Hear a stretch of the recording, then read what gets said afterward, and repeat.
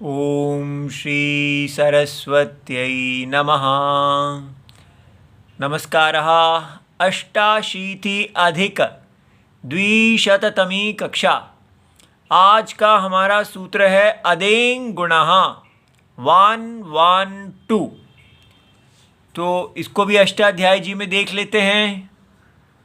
ये देखिए, अथ प्रथमोऽध्यायः और प्रथमः पादः। तो कल हमने वृद्धिरादैच किया है, आज हम अदेङ् गुणः इसको करने लगे हैं। तो इन दोनों सूत्रों को क्यों कर रहे हैं? क्योंकि इससे पहले हमने तपरस तत्कालस्य किया है। तो दोनों सूत्र में तपरता तपर कर्णम किया गया है। तो आज भी हम देखेंगे कि तपर कर्णम कैसे कार्य करता है। तो यहाँ संधि विच्छेद करते हैं। अदेङ् गुणः, ये प्रथमा विभक्ति एक वचनम, प्रथमा विभक्ति एक वचनम। अदेङ् जो है वो समास है, तो समास विग्रह आत अत च, अ के बाद तपर कर्णम कर दिया गया है। ये इसकी प्रथमा विभक्ति एक वचनम है। और एङ् च प्रथमा विभक्ति एक वचनम। तो अदेङ् इस प्रकार ये समाहार द्वंद्व बन गया, माने अत और एङ् को जोड़ दिया और दोनों को एकवद भाव करने से इसको एक मान लिया गया, एक वचन और नपुंसक लिंग हो गया।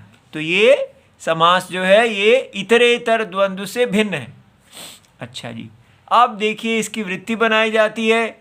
गुण शब्दः संज्ञात्वेन विधीयते, गुण शब्द का विधान किया जाता है।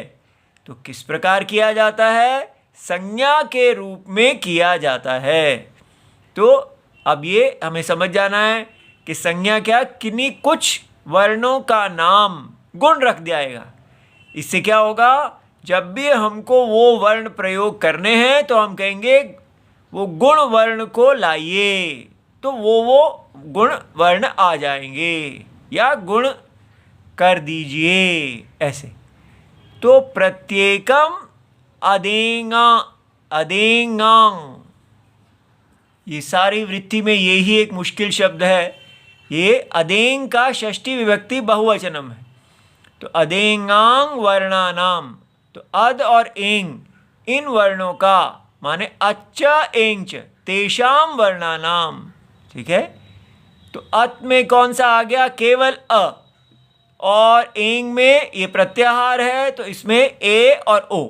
इस प्रकार अ ए ओ इन तीन वर्णों का सामान्येन, माने इनमें से कोई विशेष नहीं, तीनों का सामान्यतः अतद्भाविता नाम और तद्भाविता नाम। अतद्भावित माने जो गुण करने से नहीं बने हैं, मूल रूप से ही अ ए ओ हैं, वो अतद्भावित है, वो अतद्भावित। और तद्भावित माने गुण करने से। ठीक है, गुण का कार्य करने से, जब हमने किसी वर्ण का गुण किया तब वो अ ए और ओ का रूप धारण कर ले, तो तद्भावित हो गया। अभी आपको उदाहरण में दिखाते हैं। अब यहां जो तपर कर्णम है, तू इहा सर्वार्थम, सबके लिए, ये अ के लिए भी है और एङ् के लिए भी है। ठीक है। इसकी तुलना कल की हमने जो की थी, वहाँ वृद्धि शब्दः संज्ञत्वेन विधीयते प्रत्येकम आदैचां वर्णानां सामान्येन तद्भावितानां अतद्भावितानां च, सब कुछ वही था। लेकिन तपर कर्णम ऐज अर्थम, वहाँ पर तपर कर्णम केवल एज के लिए था, आत के लिए नहीं था। ठीक है। क्यों? क्योंकि हमने वहाँ देखा था कि जो अणुदित सवर्णस्य च प्रत्ययः में जो अण है उसमें आत है ही नहीं। तो आ अपने जो सवर्णों का, सभी सवर्णों का द्योतक नहीं है। आ केवल अपने द्विमात्र का ही द्योतक है, इसलिए उसको त करने की आवश्यकता नहीं थी। ठीक है। अब यहाँ देखिए, अ के बाद त है, तो वो अ जो है वो ह्रस्व एक मात्रा का ही आकार का ग्राहक होगा। और उदात्त अनुदात्त स्वरित, क्योंकि कहा गया है कि तत्परस तत्कालस्य में कि अपने गुणांतर जो हैं वर्ण उनका भी द्योतक होता है, उनका ग्राहक होता है और अपना ग्राहक होता है। तो अनुनासिक और निरनुनासिक, इस प्रकार अ जो है वो 6 प्रकार के अ का ग्राहक होगा, लेकिन वो दीर्घ और प्लुत का ग्राहक नहीं, द्विमात्रा और त्रिमात्रा का ग्राहक नहीं होगा। सो अ का अर्थ है केवल ह्रस्व, एक मात्रा वाला आकार, और वो 6 प्रकार का होगा।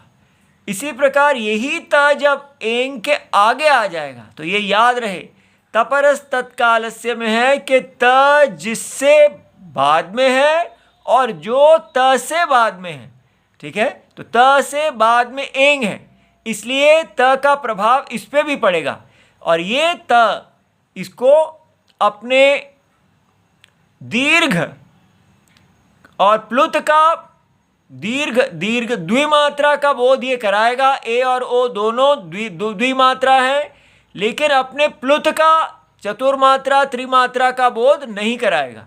इस प्रकार ये भी उदात्त अनुदात्त स्वरित होंगे और अनुनासिक अनुनासिक होंगे। ये बात स्पष्ट हो गई।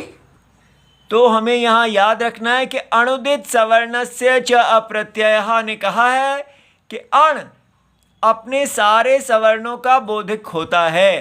तो अण के अंदर अ है, ठीक है, और अण के अंदर ए और ओ दोनों हैं, ए और ओ। तो इसलिए ये तीनों वर्ण जो हैं इनको तपर कर्णम की आवश्यकता है। तपर कर्णम से इनको अपने जो अन्य सवर्ण हैं जो इनके काल के नहीं हैं उनको ग्रहण करने से रोका जाता है। अब ये केवल अपने ही काल वाले सवर्णों का ग्रहण कराएंगे, ठीक है, और अपना ग्रहण कराएंगे। अब यहाँ तद्भाविता नाम का अर्थ देख लें। जो र है वो उरन रपरहा सूत्र कहते हैं कि जब इस प्रकार र का गुण किया जाए या वृद्धि की जाए तो गुण के साथ र लग जाए, तो अ जो है र का अर हो जाएगा। और र गतौ जुहात जो होते आदि है, इसमें र के आगे निच आया, निच से ई आ गया, और फिर ये पुक का आगम आ गया और र का गुण हो गया। आगम का इसका गुण होने पर ये आर बना तो अर्पी बन गया। इस प्रकार ये र का अर्पी बन जाना जो है ये तद्भावित हो जाता है। उसी प्रकार यहाँ इण गतौ, ई के आगे ती लगा तो अदादिगण है ये, तो ई का गुण हुआ तो वो ए बन गया, एति बन गया, ये तद्भावित है। उख गतौ, उख आति, तो ऊ का ओ बन गया तो ओ खती। ये सब तद्भावित के उदाहरण हैं। और अतद्भावित वो होंगे जो अगर मूल रूप से ही कहीं पर अ और ए और ओ हो, वो अतद्भावित कहलाएंगे, ठीक है। इति सर्वम शिवम प्रणाम।